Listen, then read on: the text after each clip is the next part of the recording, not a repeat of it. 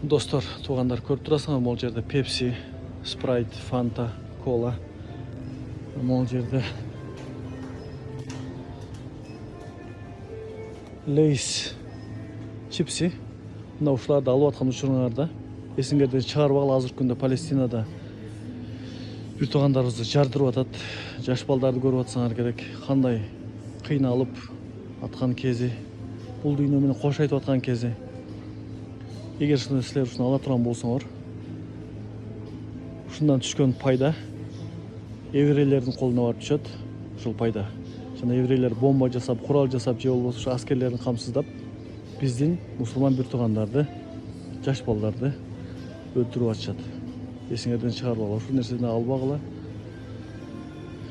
Бул дүйнөдөн көз жумуп аткан күнөөсүз жаш балдардын өлүшүнө себепчи болуп калбагыла.